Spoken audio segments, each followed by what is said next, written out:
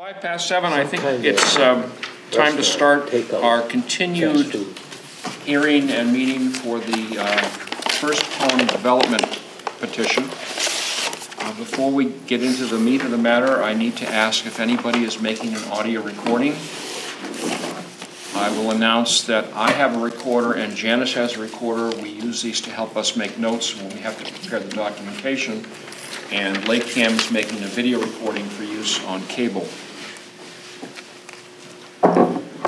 So this is turning into a confusing project because it seems to be changing as we move along, and maybe that's appropriate, maybe not. But there's a lot of paperwork and there's a lot of loose ends here. You've submitted another petition to modify your original. Is that correct? Do I understand that properly? No. William Pizzoni, I represent the developer. Yeah, we actually supplemented our filing where we're withdrawing the variance request for the floor area coverage. Okay. Well, the FAR. I don't want to get into it till I open it. Yeah. I wanted to make sure that we did have a supplementary petition from you that we can open, and then it seems like logical that we would merge them until we get to the vote because they cover the same thing. Just a small point of order, though, before we get into it. You do have a request for us to waive the application fee. Oh, yeah, I asked that. Well, that was first on our agenda.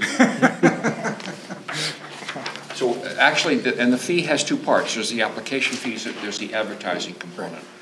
So we have a request from the petitioner to waive the application fee for the second petition because it, in essence, modifies the first petition. I personally think that that's reasonable. I do think that the applicant should pay the advertising costs. Lakeville doesn't pay that. But in terms of the application fee, I think it's reasonable. You didn't have to resend out mailings to butters or anything, did you? Did you send out mailings? Yes. Yeah. So we should cover all that costs. We don't typically do that. It's Okay. So all those costs that Kathy incurred. Any out-of-pocket costs from the should town be should be incurred. covered, but the application fee would be waived. I think that would be a reasonable approach. Mm-hmm. I'll make that motion, Mr. Chairman. Motion been made. David is second. Any further discussion? All in favor, please. Aye. Aye. Thank you. And for the record, Joe will be voting with us tonight, so we have 5 members deliberating on your petition. So let's open the second one formally, and then we can merge them and see what part of the first one we throw away and what part of the new one we include, and see which way the discussion goes from there.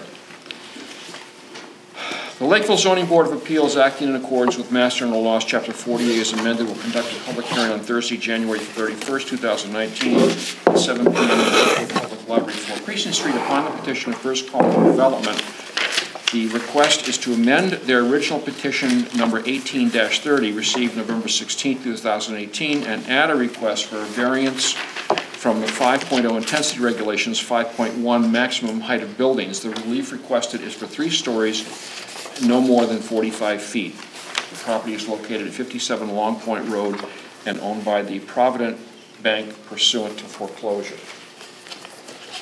Now, it's your turn.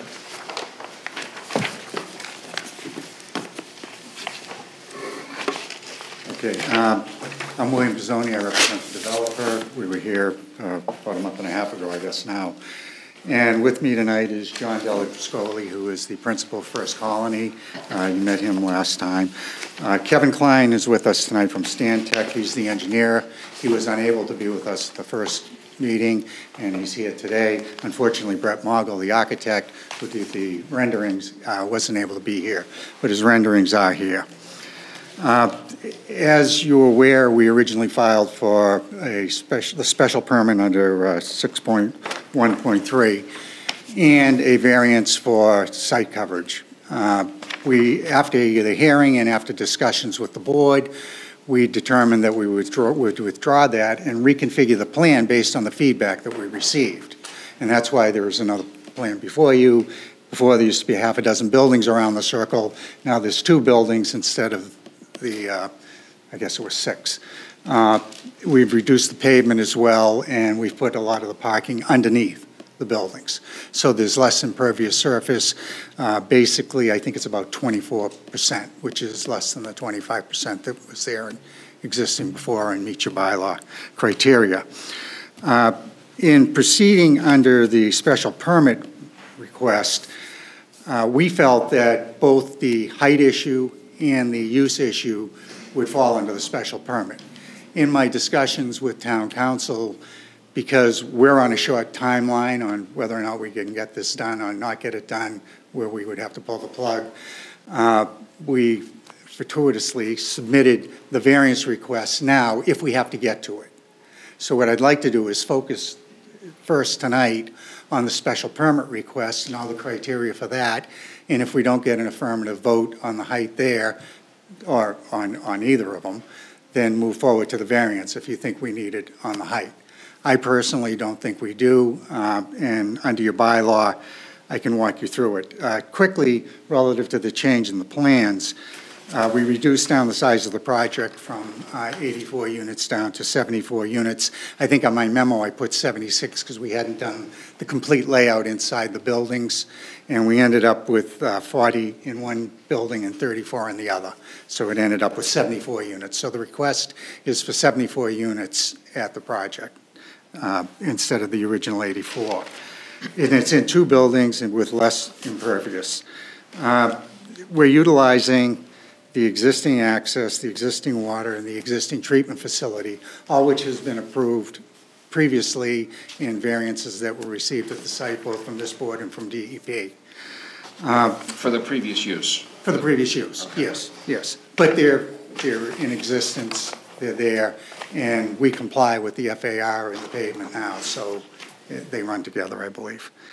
The test under 6.13 is really that whether or not such change, extension, or alteration is not substantially more detrimental than the existing non-conforming structures or use on the property. Our contention is that it isn't. We ran through you where the buildings that are there and in existence today are 45 feet in certain areas, so the maximum height that we could go to under our proposal would be 45 feet. The rendering that we have shows that we are under 45 feet with this project and based on the design that we have. So that would be the same height as what is on the project today. We're also eliminating 3 residences, or demolishing 3 residences and the nursing home to construct these 2 buildings. So the relative footprints are relatively almost the same, and they overlap into the different zones. The one aspect of it on the height is under 6.13A.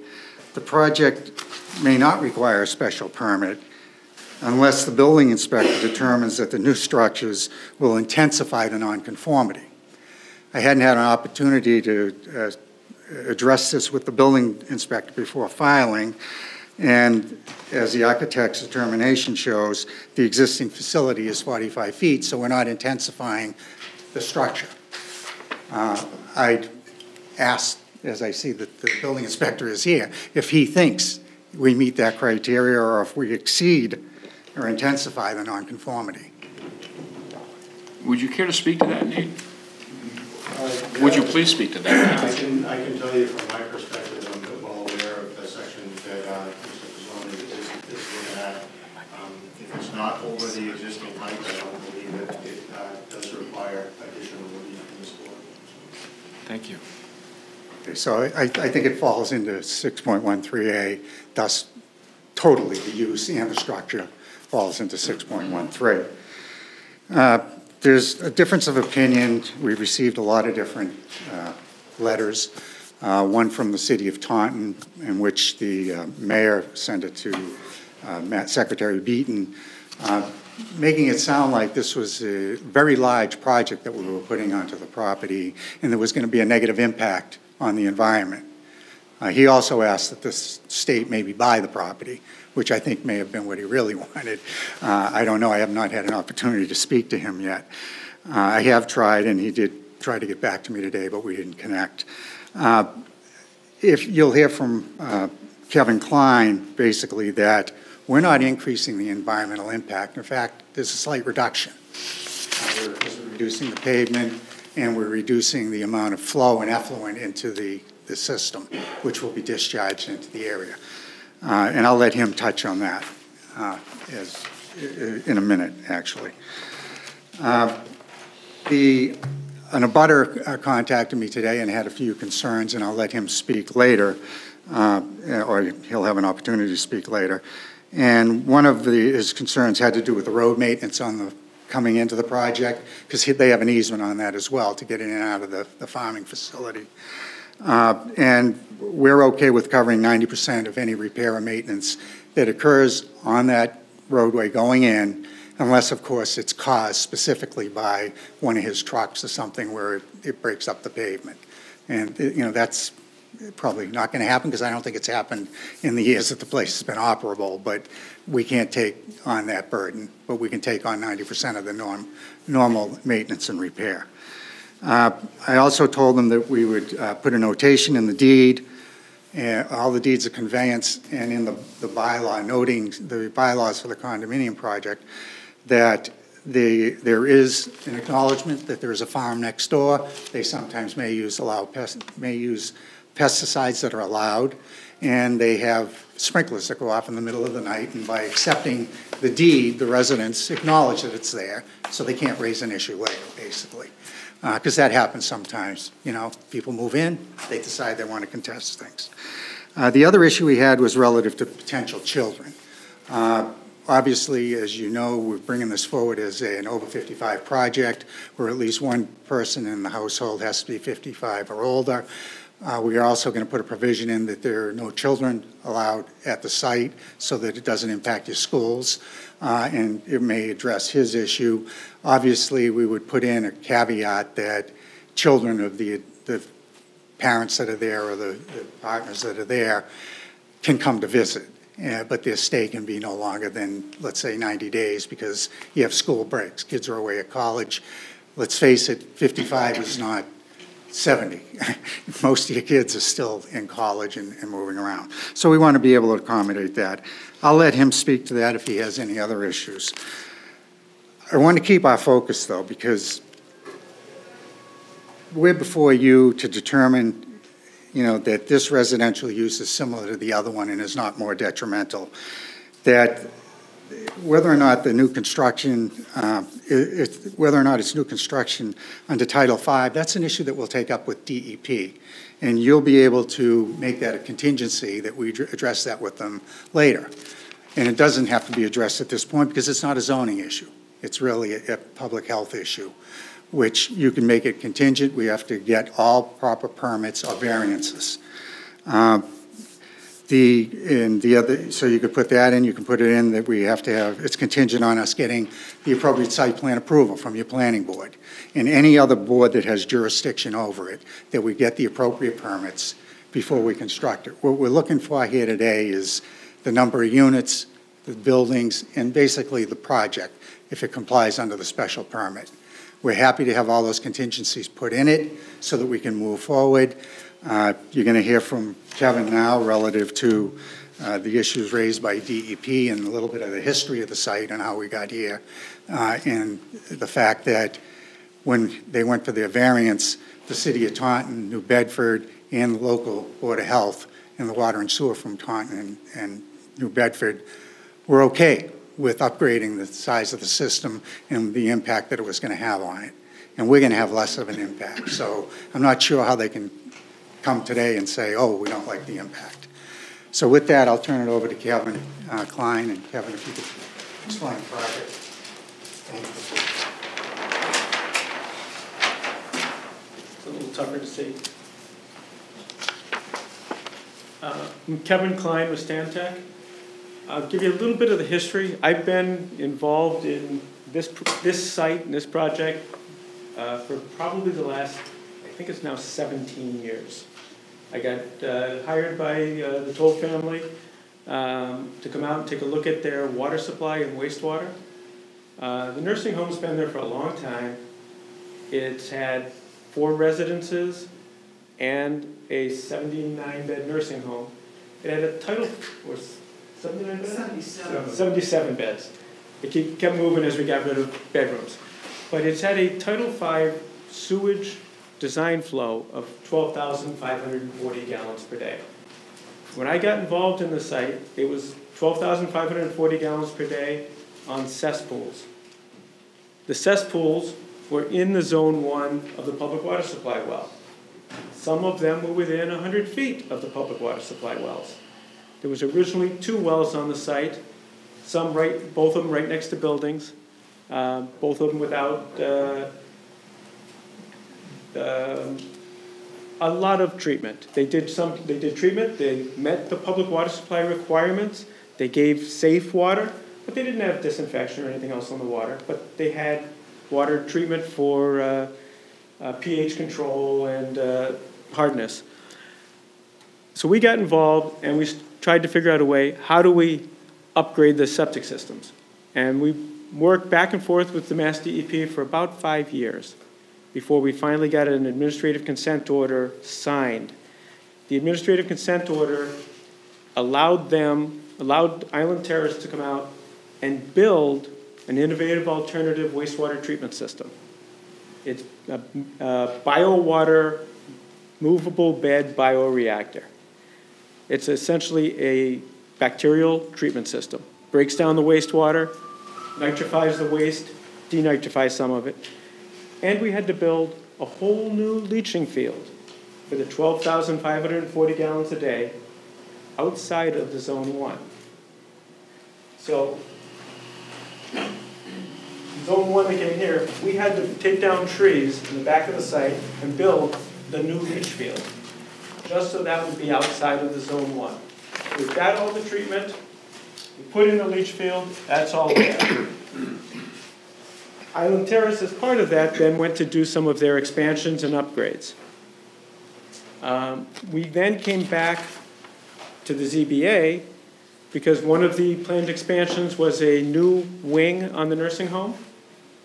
And we came before you with about a 5,400 square foot addition. And they also were looking at putting in 10 new beds. In order to do the 10 new beds, we had to go back to the Mass DEP to get an amended administrative consent order. And the amended consent order would have brought the total design flow up to 14,010 gallons per day, but it required that the 10 new beds be on composting toilets. So the septic treatment system design flow stayed at 12,540.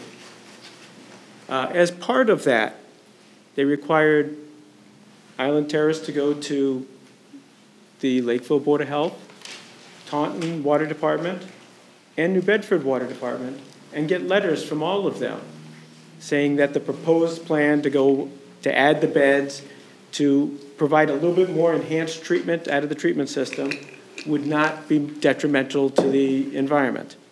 And we got letters from all 3 of them. We understand the site is an environmentally sensitive area.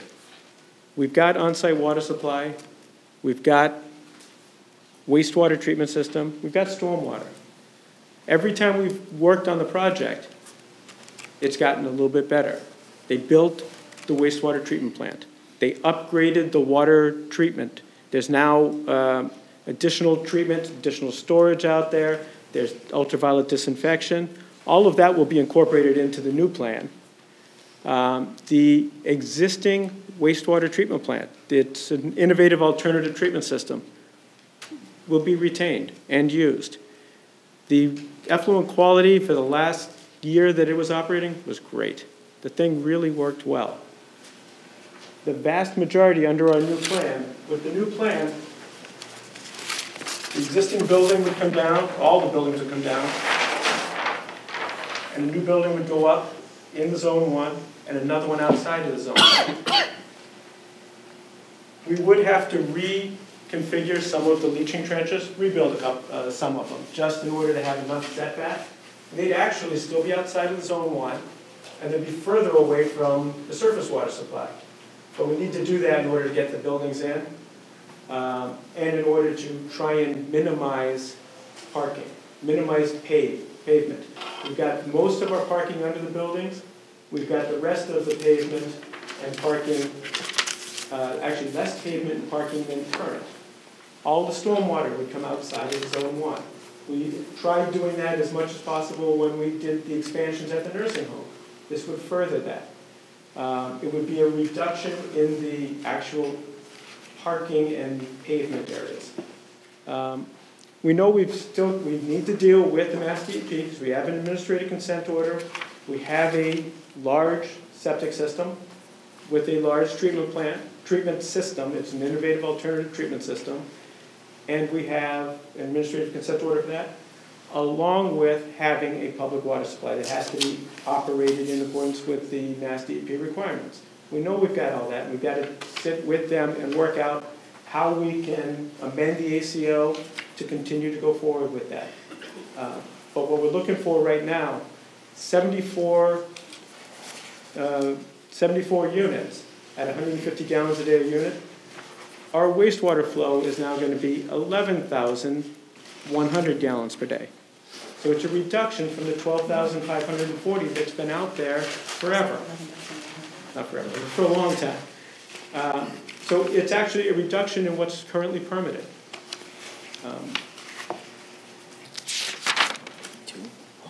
82 proposed? What was that? 82 proposed units? 74. 74, thank you.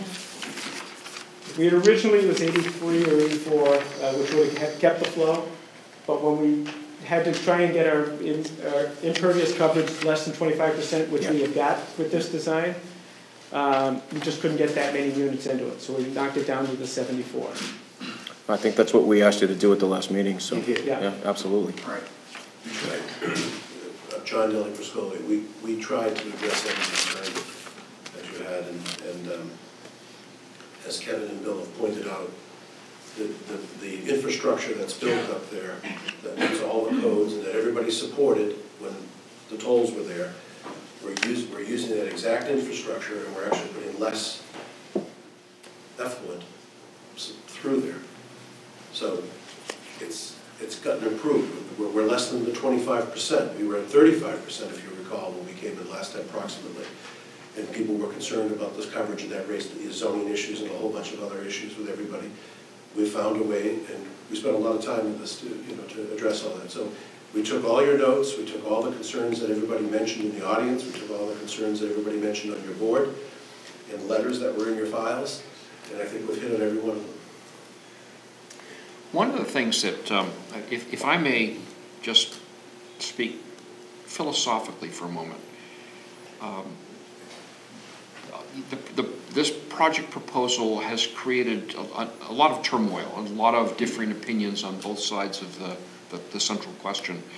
On the one side, it will generate revenue from the town, it will provide housing, it will probably be a very eye-appealing structure, it'll look very nice. On the other side of the coin, there are arguments that, and suggestions were made at our last meeting, well, why doesn't the state buy it? Why don't we turn it into a park? How come there isn't some kind of a bylaw to address this?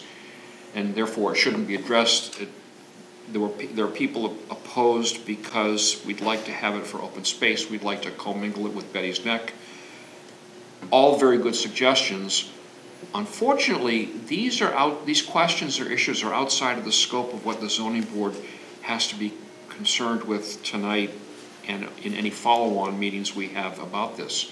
We really are narrowly focused on the petition by the person who is the likely owner to be of the property and developer of the property. He's made a request. We have to address his request with respect to the bylaws and what satisfies the bylaw or what doesn't satisfy the bylaw. We're not concerned, we can't be concerned with questions of should it be open space, should it be part of Betty's Neck, should the state buy it, and so forth. We're required legally to focus on the alignment of their project with what the bylaws allow or don't allow. And if we don't do that, we all end up in court. It gets appealed. So I'm going to certainly allow other people to speak, but I want you to know and understand that the information that we need to consider as we deliberate on this has to be filtered by what the bylaws allow. If I could, and that's why we're before you on, under your bylaw for the special permit. And actually, we hit one aspect of it with the comment from the building inspector tonight. So now it's just whether or not the use is less detrimental than the use that is there. One thing I neglected to point out was the trip generation, because that was an issue that was brought up the last time. And we had explained to you before that with the nursing facility that was there and the truck traffic and the employees and everything, there were over 300 trips a day. With the 81 units, it was 254 trips. With the 84 units, it was 264. With the number of units that we're looking at now, we're down to around 240, 245. So there's a substantial difference in the traffic that's going to be going out there. Okay. While you're on that traffic subject, can we talk about the road and the access going in? Is that adequate for the cars? Is it suitable? Do we have an impact statement from the highway department as for that road, or has anybody considered the road? I leave that to Kevin, because he's looked at it, the design and everything. I guess it's an existing road, and it's always been existing and adequate for the uses, and traffic in the future is going to be less than what we had historically. So we've always looked at it, and it's like there's no way to upgrade it without Infringing on the cranberry bogs and actually the water supply, that part of the cranberry bogs. I'm so familiar. that's I'm kind of familiar what with we've it. got. Yeah. Okay, I just didn't know if we had talked to the highway department at all. We have not yet. Okay. But we are lowering the impact. Yeah. I agree with you. I just didn't know if we had an impact statement. Yep. Okay. We figured that would be something that would be addressed at site plan review. Could we get those traffic numbers again? I missed them. Could you say those traffic numbers again? The reduction? Sure. I'm sorry. Sure. There was in excess of 300 trips a day with the facility when it was operational, with trucks, employees, and visitors. Previously, when we were looking at 84 units, the average trips were 264. We gave you another version of it at 81 units at 254. When you get to the 74 units that we have now, it would be around between 240 and 245. Okay, thank you. We were fortunate to have a consulting engineer who was willing to take a look at the project with us, and Nick, we do understand that you've been grappling with a moving target on this. I'm going to give you the floor if you have some comments you'd like to make about this. I have a question about the underground parking. Typically, if you have underground parking and you have a municipal sewer system, the drain goes to an oil water separator, then goes to the municipal sewer system, which we don't have here. So I'm curious on how they're going to treat, runoff from the cars, in the cars, in the garage, and where's it going to go? Tight tank. Be a tight tank. And that's the typical way. If you don't have a municipal sewer system, it goes to a tight tank. And the nursing home right now has a tight tank. They have one, obviously we'd be relocating it because it's in the zone. They've got one right now in the zone A, or zone 1. It serves the beauty salon. Beauty salon waste historically just went out to the cesspool. But they currently have a tight tank there now. But that's what we'd be doing for the apartment. A very large tight tank for the apartment. Yep. Okay. Including also cisterns for the fire department system as well? What we have right now, and when we upgraded the nursing home, we upgraded the water supply. We went from 2 wells to 1, added treatment, and we added a large storage tank, water storage tank. Yep. And that water storage tank provided more than 1 day's flow for the nursing home, provided backup. It also is connected to a set of fire pumps that were built into a concrete bunker that's down at the far southern end of the site. And those fire pumps were ultimately supposed to go back and provide fire protection for the nursing home, because that needed to be sprinkled. Whereas it had been sprinkled partially, but it was with a small tank inside the building. So that's, we've got that. If we need an additional cistern for the other building, obviously put one in. And you'll make those fire department connections accessible to the fire department? Yes. While we're talking fire department, do you have an impact statement from the fire chief at this point in time as to the facility, access roads, anything like that? Not yet. Okay, that'll come under site plan review as well? Yep. Yes. Okay. We've had some correspondence, and I think I'd like to, before we open it up to discussion, I'd like to just read these into the record. Amy, I'm going to start with your email about the question that was raised before.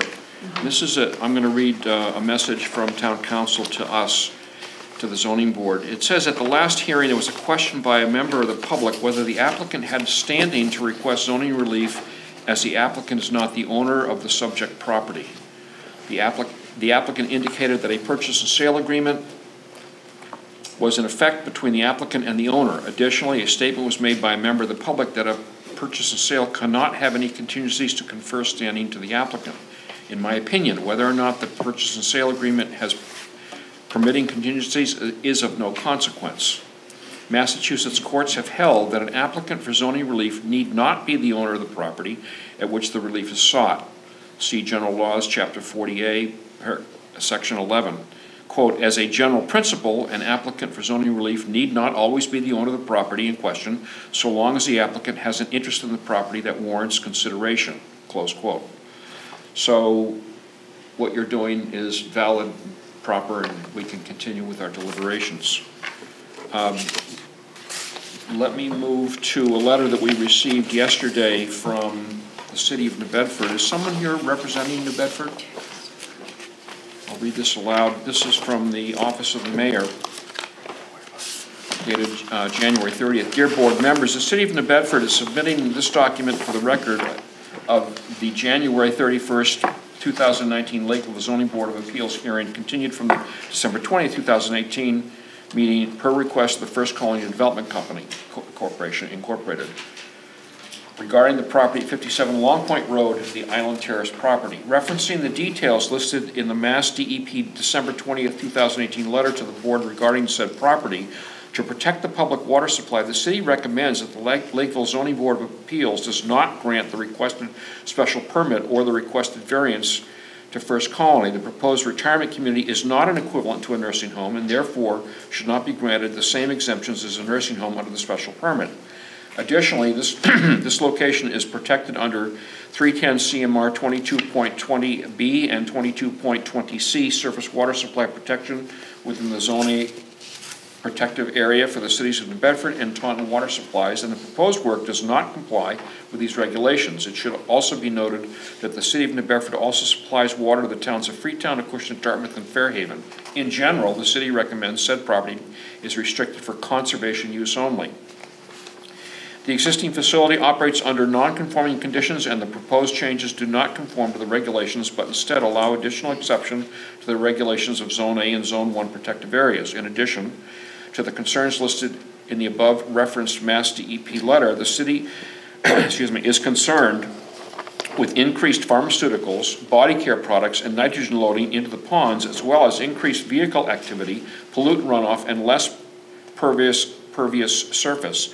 The city is also concerned with the significant increase in population along the shore, multiplying the risk of contamination, swimmers, pets, etc., in combination with the uncertainty of the long-term impacts. These risks will not only impact the water quality and drinking water supply for several communities, but it will also impact one of the state's largest herring runs. As part of the Assawampset Pond Complex, the city has worked well with the town of Lakeville, in addition to Middleborough, Rochester, and the Herring Commission. We are all aware of the issues that occurred due to increased contaminants in the water bodies. For example, the recent concerns with the invasive weeds, predominantly milfoil, are in large part due to the increased nitrogen levels from bordering septic systems. The milfoil has become a concern along Long Pond as well as the Nemasket River, which impacts pond levels and drainage during the winter months. As outlined in 310 CMR 22, the city has the right to enforce restrictions within Zone A, parentheses, no animals allowed, fertilizer and de-icing, sanding, snow removal restrictions, no vehicle repairs done on site, and no storage of unregistered vehicles, no boats, canoes, etc., close parentheses, and would require routine watershed sampling to ensure the protection of the water supply. The city is also required to conduct regular inspections of Zone A, B, and C with enforcement responsibilities regarding any non-approval use or activities within the zones. We hope this letter makes clear our perspective and so forth. Sincerely, Jamie Pont, Commissioner. Do you have a copy of this? I do not. I will respond. Sure. Yeah. I mean, Let me finish with reading the paperwork, and then I can rest my voice. I have an email that was sent from a town resident, Mr. Mike Renzi. Mike, are you here with us tonight? Would you like to address this, or would you like me to read this aloud? I'll just, may I just say what effectively what's in the email there, or whatever you want to. I'll read it. Okay. This is from Mr. Renzi, dated 2 days ago. Concerning the idea for a condominium complex at the site of the Island Terrace Nursing Home in Lakeville, I seriously hope the ZBA has the foresight to deny any variances that would make such a project possible. Serious consideration or discussion should be given towards making the site a town park or public open space. Consider the wildlife in the area, the bird life and the game, the pristine setting, and the fact that is one of the few places friendly to stargazing, given the minimal light pollution in the area. I'm sure some folks see tax revenue and not much more in the idea of a condo complex there, but this is a big deal. Whatever decisions are made will affect the character of this town for many years. Would you like to add any more to that, Mike? Well, I would just say that I actually live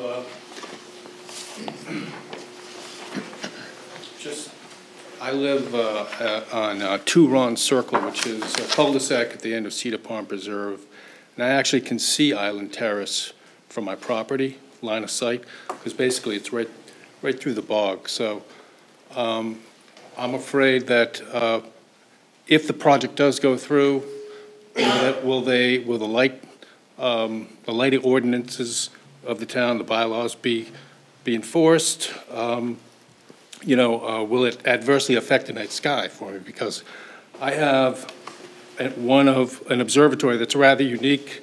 I contribute information to research centers for asteroid research. I do astrophotography. I do outreach for schools and everything.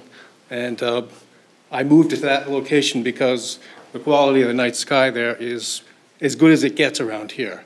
And I'm afraid that, a development like that could just cause, some light pollution issues that, deter from that aspect of, Let me address a question to the engineer. Are you responsible for the design of the lighting fixtures on site? Or the selection of lighting fixtures? We'd hire a consultant to do that, but no, I'm not the lighting consultant. And we would have to comply with your bylaw. I also, Certainly the bylaw would be upheld in that situation. well, the bylaws aren't that great to begin with. But, I also know that right in our We have a bylaw commission, a committee that's working on improving the bylaws. I bet they'd love to have you on board. Well, I also know this, okay? The bird life in this area is rather unique. We see eagles routinely. Right. We've seen and heard great horned owls, screech owls out there, and nocturnal birds don't do well in light. So let me ask a question both of Nate and of the applicant. Would, in your best judgment, would the lighting situation, the night lighting situation, be better if this were developed the way you're planning when compared to the old nursing home that was there when that was lit up, or not? I would have to say to that, Mr. Chairman, that there is probably very little thought at the era of that building given to these concerns that this particular butter has, or this resident has, when that was built. Obviously, we do all the light canopies, and when it's designed, you know, the photometrics and everything else that's done. But the site is already pre-developed. We all know that, and you know, it's there are several houses there that have all kinds of different lights. There's the big building that's there, and so I think it improves. I'm not a lighting engineer, but we will work closely to make sure we conform, and we'll do everything we can to mitigate. I also sort of see this as, if something like this goes through, it's really probably like the first of future, development projects that may just start to spring up along the shore of the lake, of a APC complex, turning it into maybe another Long Pond, Hopefully that will never happen, but, anyway, that's how I feel. Thank you, Mike. Appreciate it. We have another letter from Martha Schroeder. Mike, do you want to address this, or would you like me to read it out loud? All right. This is a letter sent to the zoning board dated January 28th. Island Terrace Properties development as condos may be only one step away from being a settled deal, perhaps just dependent on the ZBA ruling, but if this redevelopment happens, the town has lost a pivotal opportunity. The property should not be redeveloped as residential, but should be purchased by a consortium of one of the land trusts, the state, the town of Lakeville, and the towns of New Bedford and Taunton with their strong interest in water quality. The APC is a jewel in the crown of the inland communities of southeastern Massachusetts. Lakeville itself could become that jewel, hosting a broad swath of pristine wildlife habitat. The nursing home could be removed and the land returned to a natural state, but there is value to the existing structures. Located in the midst of the broad swath, they could become a nature center manned by one or more of the nature and land trust organizations active in the state. Such a center could utilize the existing septic system, parking lots, small and large rooms, and kitchen to create museums, classrooms, and space for small conferences to study and enjoy the area still rich in wildlife, especially bird life. Perhaps an observatory could eventually be incorporated to take advantage of one of the darkest night skies in the region. Lakeville could promote itself as a town that cherishes its lakes and shares their uniqueness in ways that protect them rather than degrade them. Such a center would provide some employment, but more important for the town's economic welfare, a tourist industry could be encouraged to grow around such a center with its rich surrounding and draw visitors from all over New England. With condos, the property will become just one more private piece of land, still intensely developed enough to threaten water quality, but with buildings tall enough to intrude on the vista and natural patterns of wildlife. The jewel will lose much of its luster, the town will not gain. Variances should serve the public interest, not just protect the investment of private landowners. Apart from the issue of threat to water supply, dense development in a pristine area far away from the public transportation or major arteries seems counterintuitive. The need for over 50 housing has been claimed, but as I recall, LeBaron Estates asked to be released from such restrictions because it could not sell its units. I deeply regret that Island Terrace fell into bankruptcy and want the family that owned it and made it such a beloved institution to be free of any financial stress. But I do not believe there can be, I do believe there can be found in the town and state support for an alternative plan that would raise adequate funds to purchase the property and relieve that stress. I ask your board to consider these thoughts in any deliberations that it may still be making with regard to this property. Thank you.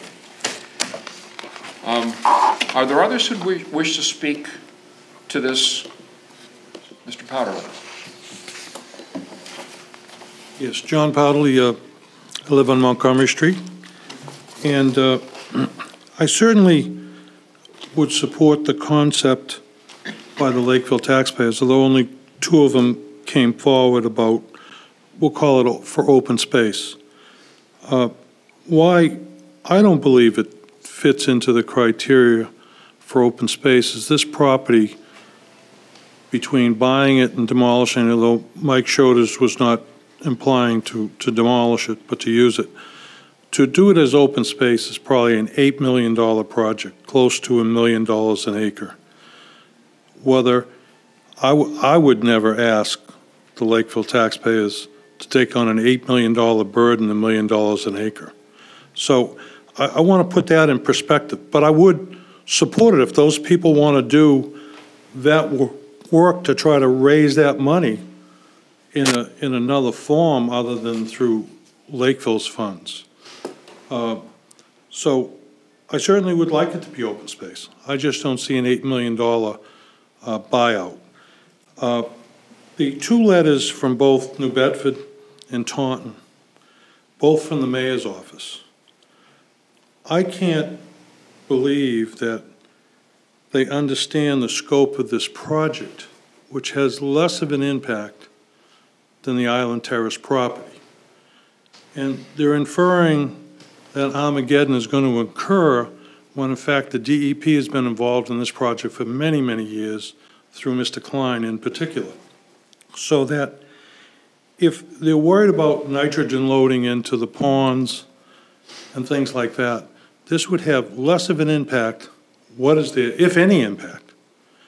It would have less of an impact. If in fact they wanted to look at nitrogen loading, the flow from Long Pond into Assawampset into the water supply, we'd be happy to encourage them to spend $8 million doing a sewage treatment plant, specifically in the Buena Vista area.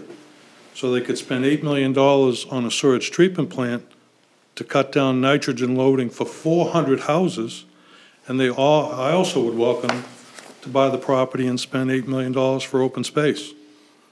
Thank you. Thank you, Mr. Pomeroy. I saw some other hands. Yeah, we'd like to respond to the New Bedford letter. Oh, of course. Go ahead. You'll get your chance. Okay, and I'll make it brief. It's the New Bedford letter, I think, and I have not read the letter, but I believe it was probably based on the original proposal. And it's got a bunch of parts in it that I'm not sure I agree with, but even the other part is the original proposal was 35% impervious. This proposal is 25%. So I think you said 24. It's 24. It's 23.3% of the overall, 24.4% of the upland area. So less than 25. They said that this proposal will have greater nitrogen loading, and they're worried about nitrogen loading. Nitrogen comes from your impervious surfaces. We have less than existing, and it comes from the sewage, and we're going to have less than the existing. So we're actually going to have a lower nitrogen load than we got now, or what's always been out there, and significantly less than what had been out there before they built the treatment plant. Also, we were concerned about pharmaceuticals. There's pharmaceuticals with every use, including nursing homes. Residential use, likely less than with the nursing home. And the pharmaceuticals are in the wastewater and are then treated. No, treatment plants do not remove all emerging contaminants, but they're everywhere. And this at least is being treated, and the residential use is less intensive than the nursing home use. Yeah, we still, again, and I'll agree with them, we have to work with Mass DEP on the Zone A, the Zone 1, and the wastewater treatment system. That's something we readily agree. We have to get that worked out. But that doesn't affect the use of it or the residential use of it and the impacts of it. If I could too, in 2017 and in January of 2018, when they were redoing the system here, there were letters of support from the City of Taunton and the City of New Bedford for this system that's been built there. So now we're going to have a less intrusive use, and they're against it. So I'm not sure what the rationale is today.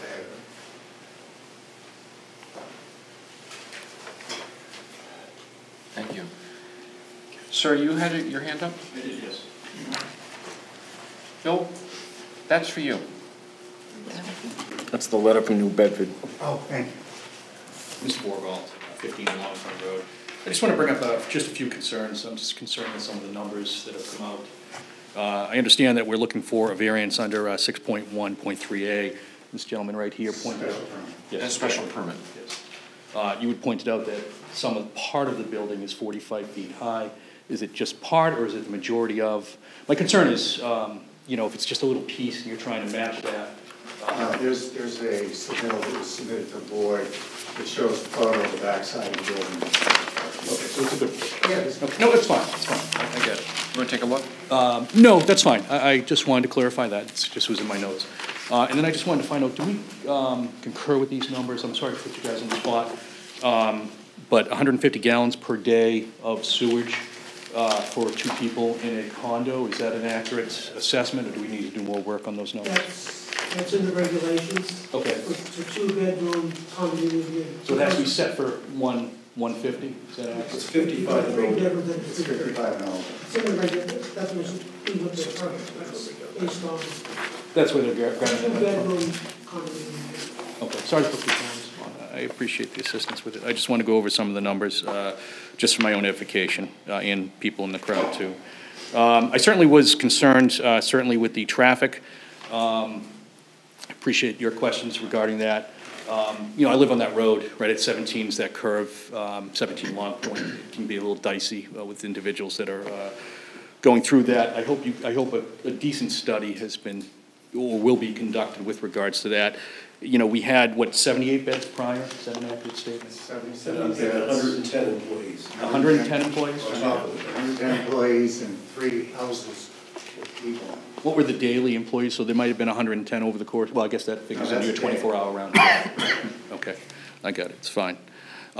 Yeah, so that was my concern. I just wanted to run these numbers and just express, you know, just so I could become more knowledgeable with regards to the situation. Historically, over 55s too, their traffic isn't at peak hour time. Yeah. It's a lot less during peak hour. So you don't notice it as much if you're not in a fault. Okay. Like a shift change would be an office or commercial enterprise like the nursing home. Okay, all right. No, I appreciate it. That's it. I just want to clarify some of the numbers from my notes.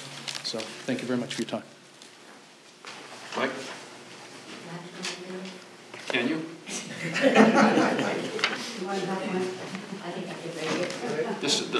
These people at Lake Cam require that you stand up and Okay, mic. all right. Mike Schroeder, 3 River Bend in Lakeville. There's been a lot of talk about what New Bedford and the other towns supported when Island Terrace was upgrading. I would like to point out that Island Terrace really was an important institution for the town. It was a settled business. And I think that they would have given a lot more leeway to what already existed to keep it going and to keep it going well and to be as little polluting as it was. I don't think that they feel the same way about a complete change in use. It's a time to reduce substantially the impact rather than, and I don't mean just like 30% or whatever, I mean just eliminate the impact. Thank you.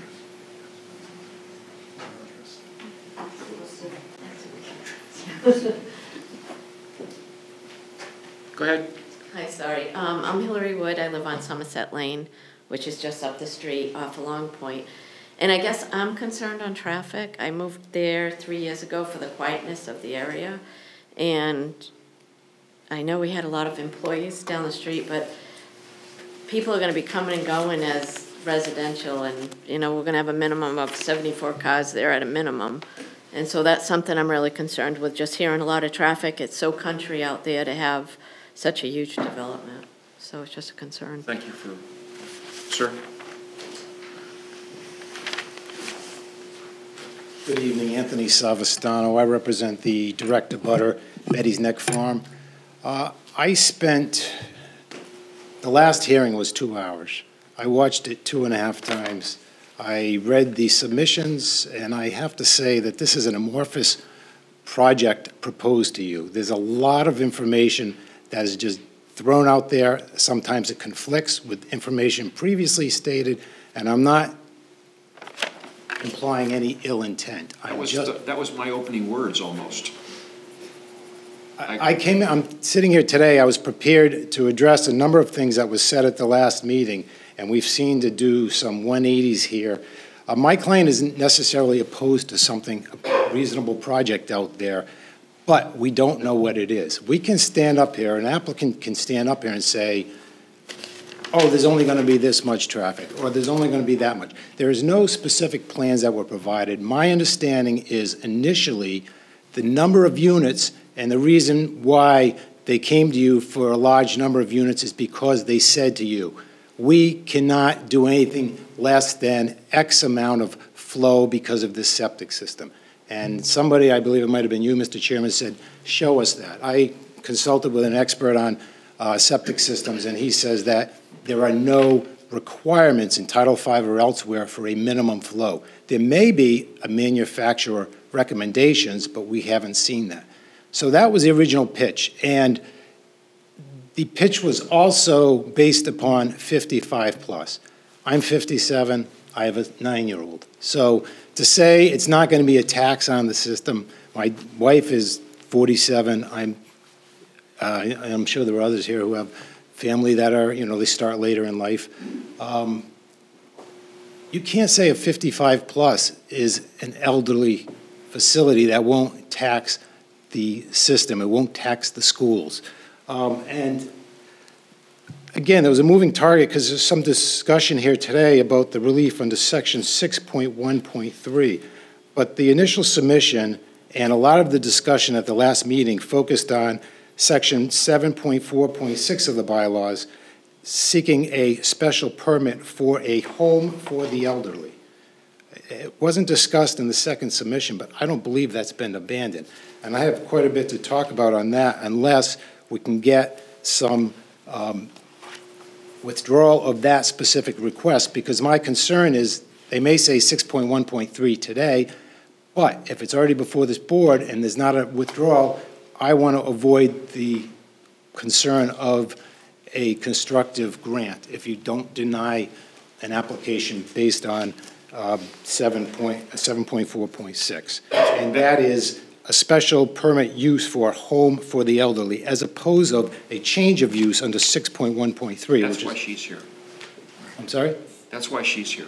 Well, I think the applicants need to withdraw it, or I will respond to their arguments that they made at the last hearing on that. Well, she will keep us honest.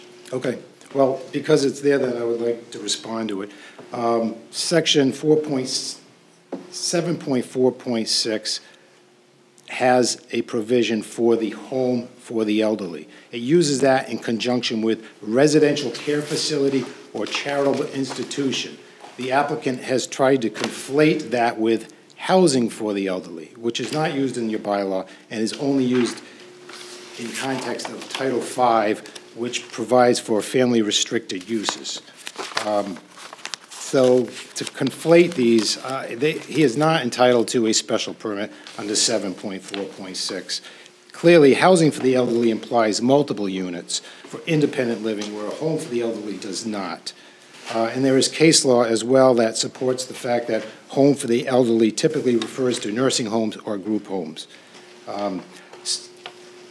And going back to the 55 plus, under Title V, and I want everybody to understand this because this is not consistent with what was previously represented or even what was represented here tonight.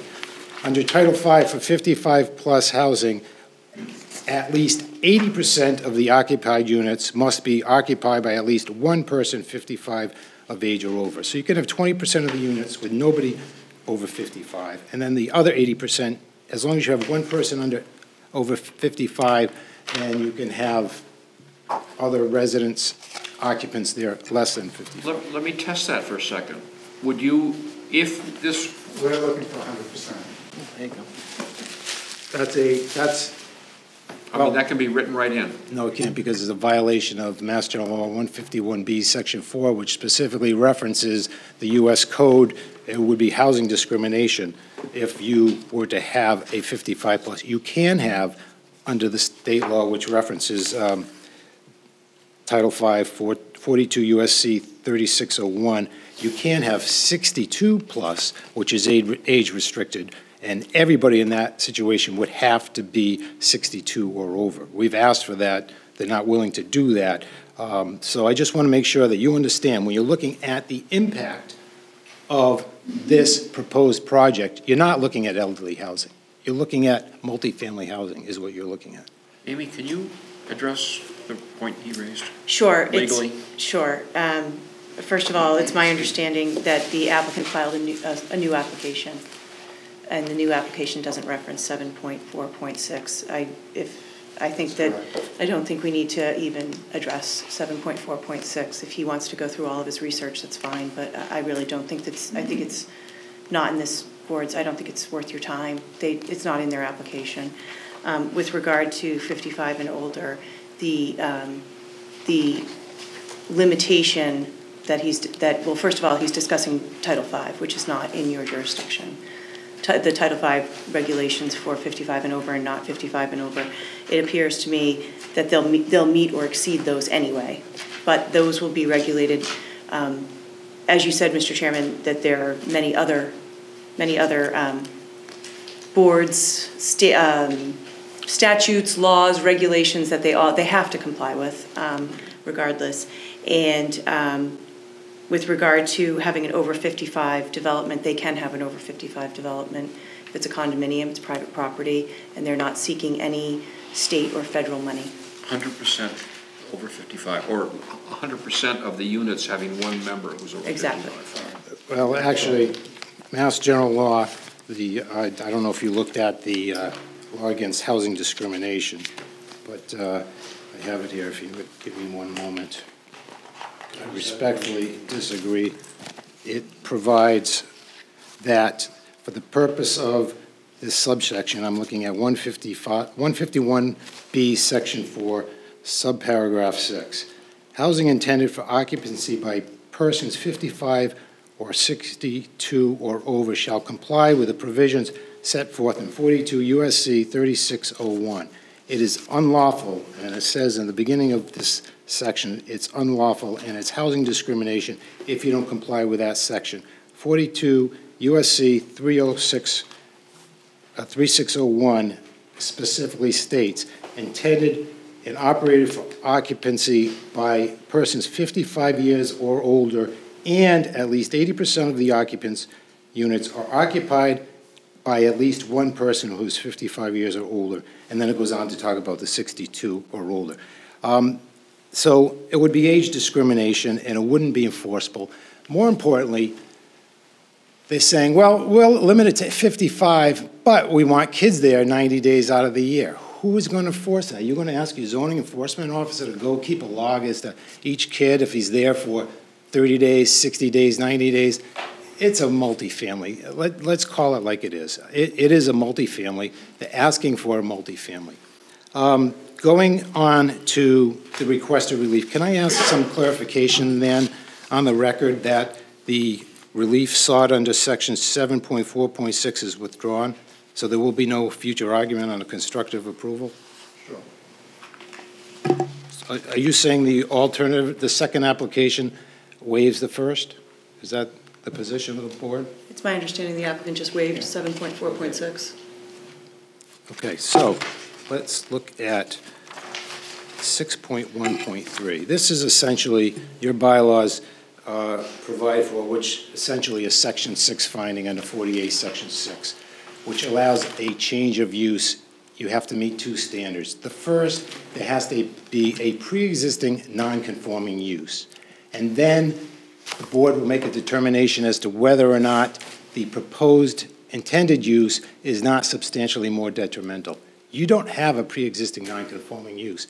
You have an intentional abandonment provision in the law and in your bylaw and in the statute. There's been a turning in of the nursing home license. Case law is clear on this, that once the nursing home license is turned in, there's an abandonment of the pre-existing non-conforming use. So the only thing you can do here, and particularly given the abandonment of the prior argument on the section 7, is a use variance. You cannot change a use from a pre-existing non-conforming use that has been abandoned.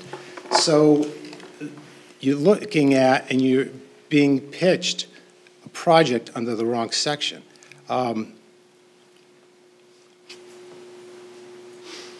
So, I mean, I can go through all the standards on substantially more detrimental and all the facts that have been thrown out to you, not most of which are not in writing or supported anywhere in documents that I'm aware of. I've looked at the board's records several times.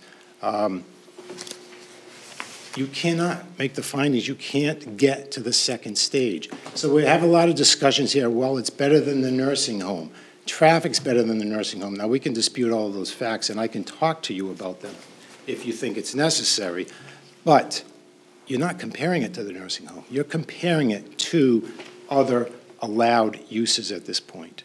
And allowed uses are single-family residents. So when you're talking about the lighting out there or the traffic, you're not comparing it with a nursing home. And just taking a step back for a moment, just to get the point out there, in terms of traffic, your own bylaws belie the fact that these residential units will decrease the traffic. You provide for and require 1 parking space per 2 beds for nursing homes. You require 2 parking spaces per residential unit. So you're assuming in your own bylaws that there's going to be more traffic from a residential unit. My client has said he could go out there for an hour at a time and see no traffic. A lot of the stuff about 300 cars a day, that was all speculative. I've seen nothing in writing provided to you to make any specific findings, and I would ask that you make specific findings on all the standards required under the bylaw. So, again, I can go on and discuss at length the substantially more detrimental to the neighborhood arguments if you wish, but I don't think you get there. You don't have a pre-existing non-conforming use. If I could. We're here under your bylaw. Your bylaw has, I believe, a 2-year, once you close a facility or close up any use, you have 2 years to move forward. So I think we fall under that. It's a use that has only been non-existent for 6 months. And regarding 151B46, I believe that only applies when you're looking for federal money or state money, or you say federal or state money, and it doesn't apply in this matter. It's private property. We can put any restriction on it that we want. Mr. Chairman, I'd like to add one other thing. I've built over 1,200 55 and older, but not in this area in Metro West. And there is nobody under 50, at least one person is 55 in every one of those units. Can we hear from counsel on these 2 points at this point? Can we hear from counsel reply on these points, these 2 points? Sure. You are under your bylaw, and there is a 2-year provision under your bylaw. Further, as I already stated, I agree, unless you're seeking federal or state money. There is 2 separate options under the state law, and the bylaw has chosen those 2 options. One is a cease of use for a period of not more than 2 years. The other is intentional abandonment, and that is immediate. Your bylaw says abandonment. That's immediate. That's distinct from a lack of use for 2 or more years. So you lose the pre-existing non-conforming use, and the case law is clear on this, if you meet either of those 2 standards. Thank you. The bylaw uses both. So do you want me, based on what she's saying, do you want me then to go on and address the not substantially more detrimental issues? You're welcome to go on. I don't want you to keep beating the same horse. Okay.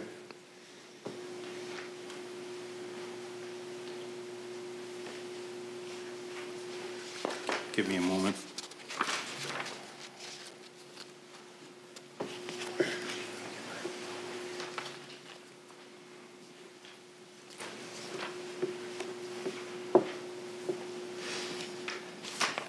Under the special permit standards, they would have to establish that they can complete the project if this relief requested is allowed by this board, and they cannot do so. And they cannot do so for a number of reasons. And again, I'm a little confused because I watched the hearing last time, and I thought the zoning enforcement officer said they needed a variance for height. There is a projection here, but no specific measurements. I would ask that the board require some specific measurements. And we have that. Yeah. You do have that? Okay, I apologize. They would also need some other reliefs from this board. Your section 5.0 of the zoning bylaw requires or provides for only one single principal structure. They are now proposing 2 principal structures, so they would need a variance from that provision. In terms of the height variance needed, there's now an assertion that they don't need a height variance even though they previously applied for one. Again, so this is a little bit of a moving target for me, so I apologize. So let's even assume the factual assertion that the existing building has portions of the building that's 45 feet in height. The argument fails because they're not attempting to expand the existing building. They're raising it and reconstructing it. And you cannot transfer pre-existing non-conforming dimensions to two new unrelated buildings. They would need a variance for a frontage requirement if you were to make a finding that is a new use, a change of use. And I'm throwing that out there, even though there is a discussion now that they're not seeking a special permit under the under 7.4.6. I suggest that you get a traffic study. Are you, you're referring to 613? 613. Which issue, I'm sorry? Pre-existing or non-conforming structures or uses may be extended or altered by special permit. Right, they're not extending or altering it, they're raising it. Or change. No, they're raising it and building a new structure. Such that change, extension, or alteration is not substantially more detrimental. Correct. To the existing structure. So they tear down the old buildings and put up new ones that are less intrusive than the old ones.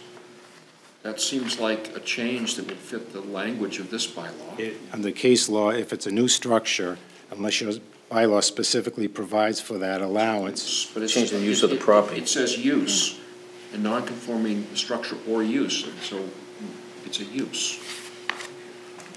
The changing the use and the changing the structure. Under A, Yeah. we conferred earlier with the building inspector that we comply with that. So we really don't need the permit there, but we don't mind you putting a restriction on us. Well, what's happening is we're hearing some opinions that are being put forward as fact, but they're opinions. Respectfully, I am town council for two other towns, and I give the same advice to my zoning board. And I think they're much more than opinions, they're based on case law. Importantly, can we have for the record that there is a withdrawal of the variance request as well, so there's not a subsequent argument that there's a constructive grant? Because I'm prepared to argue against the variance as well, if that's... It will be in the minutes and it'll be on a video recording. Will that satisfy you? I don't know, has there been a specific request that the both variances... He made a statement. He made a statement that's... I understand that, but you need a vote from the board. Once the public hearing is open, you need a vote from the board to allow a withdrawal. Would somebody like to make a motion to accept the request for withdrawal of their... Height variance. Height variance. Their request for variance, height variance? I make that motion. I'll second it. Motion's been made and seconded. Is there any further discussion from board members? And that would be a withdrawal without prejudice. A withdrawal without prejudice. Could we have the same votes for the other variance and the Section 7 special permits? All in favor of the vote, please. Aye. Aye. Aye. Any opposed? None opposed. And what was the second one you wanted? The special permit under Section 7, that was argued extensively at the last meeting. You would need a vote as well for their request for withdrawal. I already did that. No, you said you would withdraw, but there was no vote by the board. I thought we just voted for 746. Okay, then there was another, I apologize, and there was three requests that he's withdrawing today. The height was a variance. Height variance, lot coverage variance, and the Section 7 special permit, all of which would need votes. I'm going to ask the petitioner's lawyer to specify what he'd like to withdraw so that we get it clearly and we'll have a vote on it. We would like to withdraw the special permit under 7.4.6, the height variance request, and the lot coverage request, all without prejudice. I'll make that motion, Mr. Chairman. Chris made the motion. I'll second it. Joe has seconded. We're clear on that, right? Any further discussion on the motion? All in favor, please. Aye. Aye. None opposed. Okay, in terms of traffic, I would ask that the board requires some more specific traffic study. Also, I would ask that the board at least have some specific plans that they're voting upon as opposed to these amorphous concepts that are being discussed here, because as an applicant, I can get up here and say anything I want. Once the approval is given, the special permit approval is given, and it doesn't have those representations as conditions, the developer is not bound by those. I also wanted to point out to the fact that the easement goes over my client's property, and I am concerned not only about the traffic, but about the potential damage to the easement, to the road, and also there's been discussion about whether it will be improved or not. I think maybe you, sir, asked that question. I don't think under our position is they have no ability to improve the easement without the permission of the dominant estate, which is my client. I'm going to ask town council too. It's a private party issue regarding the easement. That's between two private parties. It is, but it's also a consideration if this board is saying that they're considering whether or not it should be improved or how. I didn't bring this up. It was brought up by board members about the sufficiency of that road. I think we asked for an impact statement from the highway superintendent whether or not the road is suitable or not, and I think that will come under site plan review. Okay. Those are all factors I'm asking you to consider here tonight. Anything else? No, that's it. Thank you. Thank you. Anyone else care to speak to this? Mr. Chairman, if I could just address the two principal structures, that is not an issue. This is not. That would be a situation if you had a non-conforming use and you were looking for a conforming use. That is not the case here. Again, under 6.1.3, this is a change of a non-conforming use.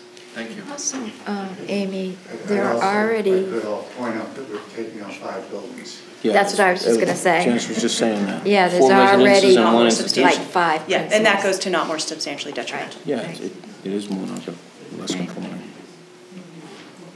You had your hand up?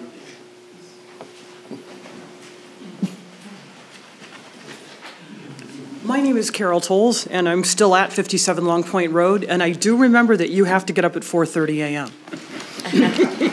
I do remember that. And he gets up at 4. Yeah. Okay, 4. I'll backtrack it to 4. I would like to give you folks a picture and pass it around to you, and then if anyone in the audience would like to see it, I would like your permission to send it through the audience. I have, in the past several weeks, gotten a lot of questions on the fact that all of the woods at Island Terrace are going to be torn down. This photo that I have shows the impacted area of the mandated wastewater treatment plant that we had to build. And it shows you in the area in orange that we already had to take our woods down. The woods are gone. If that's okay, the woods at this point are gone. They went for the wastewater treatment plant and they went for the leaching field. The other thing that and my brother and I talked quite a bit about this, but the other uses for Island Terrace, and I'm still getting phone calls on this, are 4 drug and alcohol rehab centers,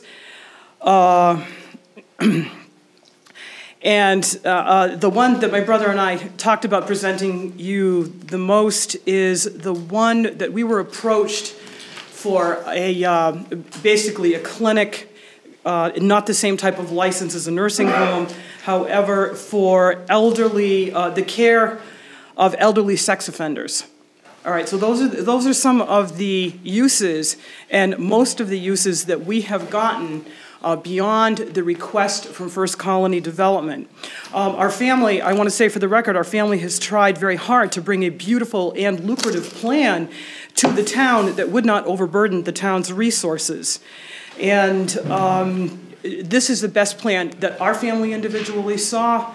And I also, and I know there was a question from the audience, and I do want, and I'll be very happy to talk with you about this further. And I tried very hard to get the Mass Audubon Society interested in taking the property because it's on a beautiful bird migration route. I tried very hard to get the Mass Horticultural Society interested in it for the Point of Gardens. I have worked on that for years.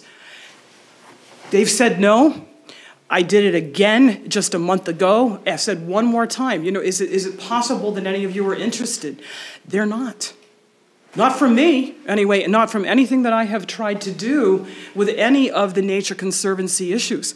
And John's plan, by far, out of anything that anyone has ever offered our family, First Colony Development is the most beautiful, It's the one that takes the environment the most into consideration, and it uses the infrastructure that is already there. And they're even looking at keeping as many of the specimen trees that we have as possible. Thank you. I do need the photograph back if it's here. Do I have your permission to send it to the audience? Sure. Okay.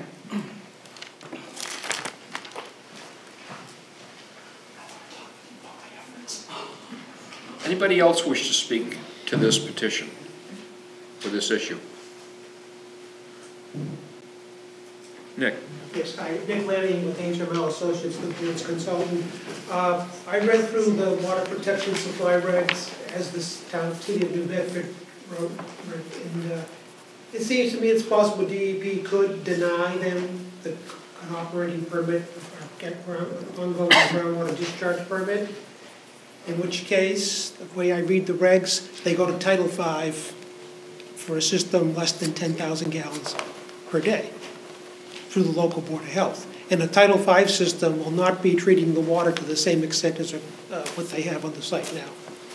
So just as a point of information. But in terms of the permitting process for their petition and for them to move forward if it looks like they can, they have many more permits and approvals to get beyond us. So we're not the last line of defense or the last point of approval for them. They have many steps to go through after. Just if they had to go to a Title V system, the intensity of the development would probably decrease. Just one quick. And also the quality of the wastewater would decrease. True. So what's there now would actually be better from an environmental standpoint. Isn't that what you're saying, Mr. Lane? Yes. Thank you. But still, DEP is the guys you got to convince. We understand we have to convince them. I chose stole your thunder. I'm sorry. Amy, you wrote us a very long and detailed. Sorry. No, don't be. No, that's what you're supposed to do. No, don't be sorry. If you look at my copy, you'll see yellow marker all over it. I spent some time trying to digest it. You spent some time talking about how we would consider and how we deliberate and grapple with issues of variances. Can we ignore that now? Are we past? Yes, they were withdrawn. We're past. Yes, so the last part of this memo is you don't have to pay attention to it. So really, the only thing It's the beginning. the only thing facing us is to zero in on their conformance to our bylaw 613. Yes, so this is not, as was previously stated by a member of the public, this is not a 40A Section 6 finding. It's a little bit different. There's a hybrid here because it's a 40A Section 6 finding. However, you have a permissive bylaw, which is 6.1.3. So when you have a permissive bylaw, you have a little bit more flexibility and than just a Section 6 finding. For example, the powers test doesn't necessarily make or break the project in this case, which I went through the powers test only to show you what it is. But as you will see further, a little bit further down, I state that even if you fail the powers test, it can happen as long as there's a permissive bylaw, which is what we have here. And the reason why the bylaw is more permissive is because it specifically says that pre-existing non-conforming structures or uses may be changed, extended, or altered by special permit from the Board of Appeals, finding that such change, extension, or alteration is not substantially more detrimental than the existing non-conforming structures or uses. I will note that the underlining in this memo and that paragraph is not mine.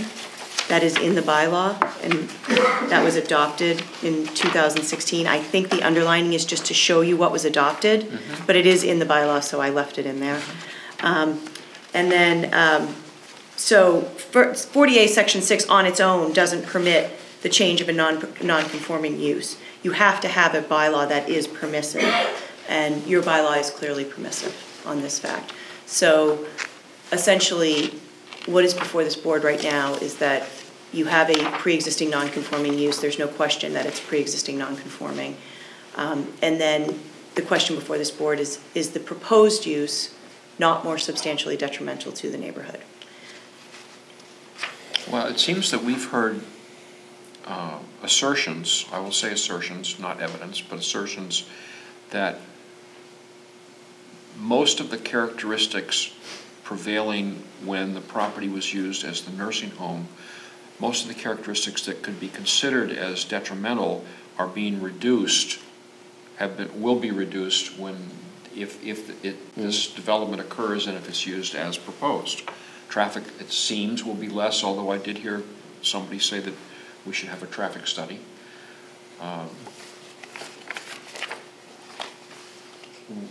We're unsure about light.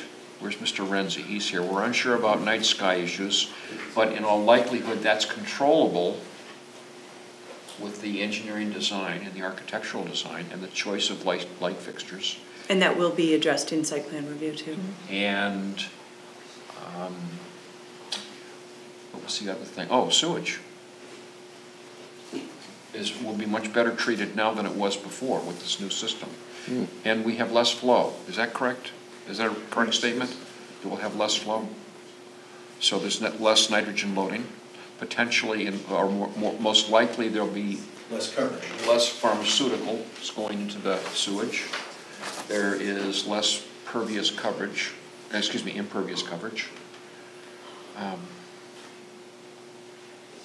I'm going to ask my board members to chime in on this, please, instead of me doing all of it. About the impact on the neighborhood. I think we pretty much covered it. Mr. Chairman, I'd say that the proposed residential use is more conforming than the existing institutional use that's out there. I'm sorry, Chris. I think that the proposed residential use is more conforming to our bylaws and less non-conforming. It's more conforming, actually. Less detrimental as well. Yeah, and I think it's a good proposal all around. I like how they've come back and reduced the hardscape, less gravel. I mean, less pavement, less carbon. Less carbon footprint as well. I think it's a great design that they've gone up and put the parking underneath. I think that we just have some concerns about fire department access around the building, so you're going to get an impact statement from the fire department. We'll work with them. And the connections and additional cisterns if needed. And these are fully sprinkled. Right. I'm just worried about access behind the buildings, whether or not you need to put a gravel driveway out there. Helps, though. Yeah, absolutely. So those would be my concerns, and I think they're addressing them. Somebody had a hand up in the back.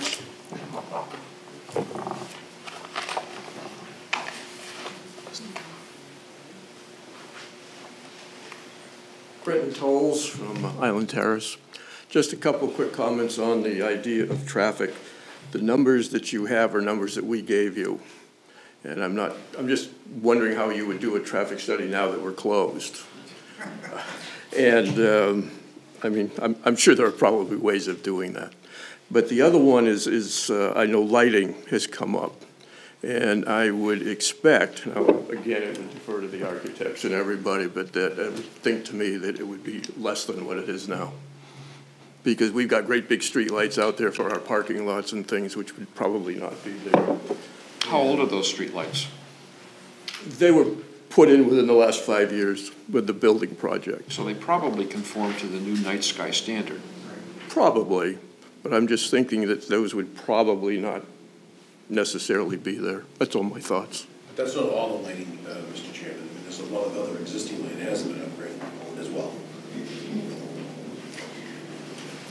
My thoughts are, if I may. Please. That they seem to improve from their last presentation, and this board really has to look at zoning, not some of these other things that we're talking about. This petitioner will need to go further to other boards, to other DP, to Board of Health, or not Board of Health, DP, a site plan review. We have to go to other boards. So our job is to look at the zoning of it and see if we feel it's less detrimental to the... I agree with you. Do you feel it's less detrimental? I think it's less. Yes, I do. I do, actually. For the points that we raised? Yes. Okay. I feel the same way. I think this whole project's far less detrimental than what exists there at this time. And any issues that we have out there that need to be handled would probably be handled by other boards in the town. And the state. And the state and so forth. So I don't see any reason why we shouldn't move this forward. Dave, did you already offer an opinion? I did not, but I think my opinions have pretty much been spoke by the rest of the board. Amy, what else do we need to cover? Nothing. It would be the applicant's choice whether to continue for any reason or to close the hearing. No, we'd actually like the board to move forward tonight and take a vote if they would. All the contingencies that we suggested are fine with us, and I know Amy's been taking copious notes over there, so I'm sure nothing will be missed.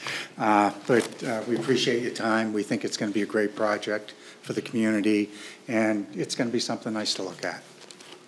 I also want to add, Mr. Chairman, and the rest of the board members, that we'll work very hard and diligently, as we have with you, with the other boards and other agencies, to make sure that we do our finest and try to address everything. And also appease and make sure we work in partnership as colleagues with our neighbor as well. Thank you. I think that's important. Yeah, be a good community member. Yes. I do think it's important that if we were to vote to approve tonight with, I'm sure there'll be some restrictions or constraints, I think we need to have a set of plans, proposed plans that go in the folder so that the point was made, this has been a moving target, and we've recognized that, we've said that. If this is what you're proposing, this is what we're voting on, then we need these plans. Actually, I think we've submitted them. We've submitted them. I think I do have. A full-size set would be nice, though. Yes. Do we have the square footage of the buildings, the number of units, the square footage, the percentage of lot coverage? So everything would be covered within this special permit, so we You have cover it 11 all. by 17, but the harder for me. These are the fulls. And if you could correct the 76 to 74. We have That's these. in my memo. It's right on the But it's Memo right is on- 76, I just checked. Yeah, that's wrong. It's 74. Right, so, These plans are 74. oh, okay, great, okay. So the height of the buildings, the square footage, everything's gonna be included on those plans. Everything is cleaned up on these plans. Yeah. All right, so that we can't have a moving target, no one can say that I we're, got those the day I had to submit. excellent, thank you. There's a lot of work to do. No, you've done a lot in the Bill, last that's few on weeks. these, right? Pardon me? That's on these plans. Yes. That's a blow-up, sir, of that. You can have this one. And There's many of these. Do we need to make an amendment and have them sign it on the These are the same, I think this is 74? all we need. It's 74 on the plans, it's just his memo that was wrong. Okay. So it's okay. So I'm going to call for a motion, please. Don, would we want Nick to get a set of those plans as well? We can have a set of them, I don't care. Okay. I mean, the same as these. We'll give you that set when we I look. mean, the full plans. we're going to leave these here for you. Right here. We have those. Okay. Would somebody please care to make a motion? Sure, I'll make a motion to accept the plans as submitted. I can't read the date, can we read that into the record? The date of the plans and then the engineer who drew them? Well, it's Stantec, and I'm trying to find the date. 11/18/2019? January 18th, 2019. All right. Chris, So, are you making a motion to? I'll make a motion to accept these plans. To approve their request for a special permit? Yes. According to these plans? Yes. All right. Dated. Are there any restrictions or constraints you would put on the special permit? That they meet the DEP requirements, and go forth with the, I'm sure they're gonna meet all the requirements in the site plan review as we go forward. So what are the words you're gonna put in your restriction, please? To meet the conditions of the site plan review. To accept these plans as dated and meet the conditions of the site plan And the review. Board of Health and the DEP? Yes. Do we need to cover anything else on that? Local and state regulations? Right. In any other jurisdiction requirement. That covers everything. Let's hope so. So a motion's been made with restrictions. I think we have it. Just for clarity, can we repeat the motion before I ask for a second? Before you make the motion, though, you want to make findings that this is not more detrimental. I understand that you went down and the entire board individually made one. It should be a vote. That the project, you're making the motion because you're making the motion, you're granting the special permit due to the fact that it's not more substantially detrimental. Sure. I'll make that motion, that we're less. I'll second it. Not more substantially detrimental. Correct. Thanks, Council. Motion has been made and seconded that this project has been found to be not more detrimental than the previous use of the property. Thank you. Any discussion? Hearing none. All in favor of that motion? Aye. Aye. None opposed. Okay, that carries. So back to the motion you were trying to make, Chris. Did we get words on that? I think we did. I think Kathy has gone some notes there. So, yeah, you want me to just... Plans dated 1/18/19 from Stantec for a special permit. They must meet DEP requirements, conditional on site plan review, Board of Health approval, and any local or state regulations and all other jurisdictions. Jurisdictional requirements. Jurisdictional requirements. Okay, we have the motion made by Chris, and who seconded? I'll second it. Joe has seconded the motion. Any further discussion on the motion? Hearing none. All in favor, please. Aye. And then can you make a motion to allow the chairman to sign and file the decision within 14 days? We always do. We always I mean, that's do. standard procedure. You want that as a motion? I do. I'm sorry. I'll make that motion. Shouldn't have asked me that. I'll second. Yeah. That's standard procedure. We always do that. But you're going to help with that. Trying to change So I made the things. motion. Chris made the motion. Dave seconded the motion that I be authorized to prepare the findings and decision papers within 14 days as standard operating procedure. All in favor, please. Aye. Aye. Aye. None opposed. Do we have any other business to conduct on this hearing? Motion to close the hearing, please. I'll make that motion, sir. I'll second it. Motion's been made by Chris, seconded by Joe. All in favor, please. Aye. Aye. Do we have any other business tonight before we break up?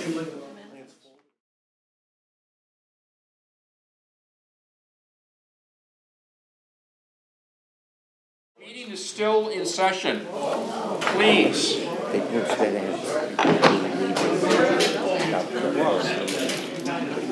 Have these roll or folded pictures? Other than maybe the Brass here. Don't give them this one. We're trying to review and approve the minutes from our last meeting, December 20th. So give us 2 minutes, we'll be done.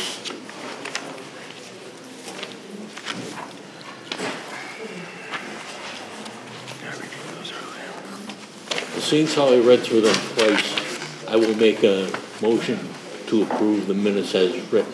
As submitted, as presented? As presented. I'll second it.